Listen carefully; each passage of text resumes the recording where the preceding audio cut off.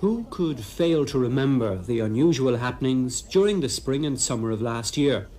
By September, statues were reported to have moved at 27 different locations. And at Cairns Castle Conor in West Sligo, hundreds, sometimes thousands, were gathering for night vigils after 4 local teenage girls had reported seeing an apparition of the Blessed Virgin. In subsequent weeks, other sightings were listed here. Balls of fire, hosts. Sometimes there was even the scent of flowers.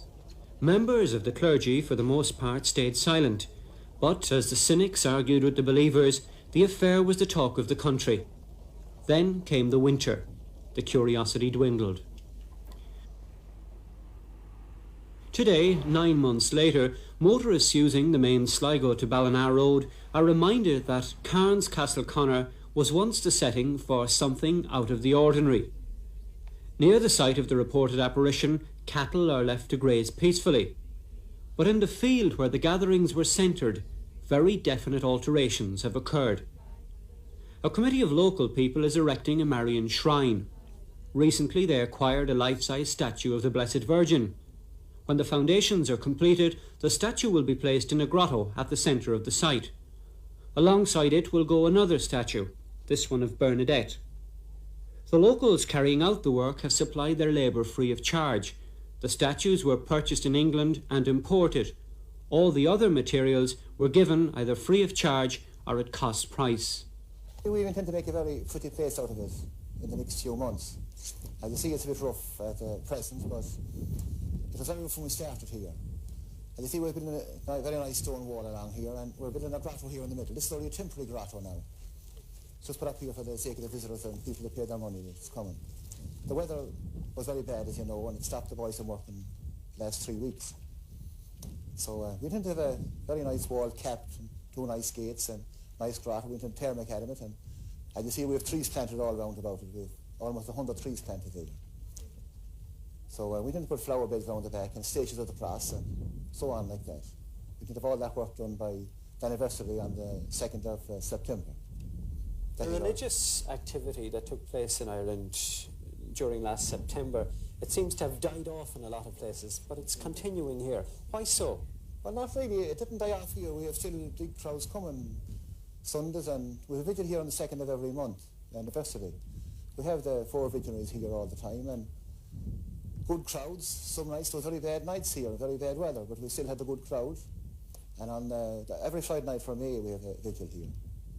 And on the Feast of Our Lady, we still keep carrying on that. And we have a lot of priests and nuns and all still coming here from Ireland and from other countries as well. A lot of people from Northern Ireland.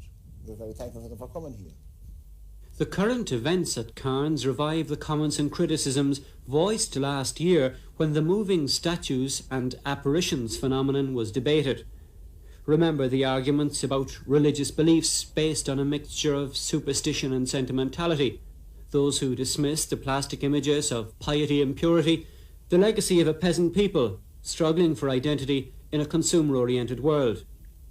In Castle Conor, such talk is above the heads of the local committee members.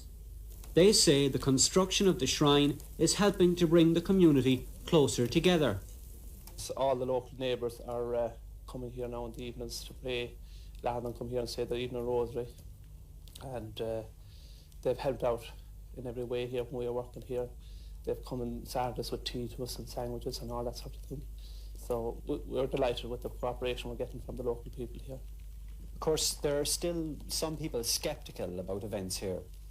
Well, there is, of course. You have a certain amount of people that way, all right.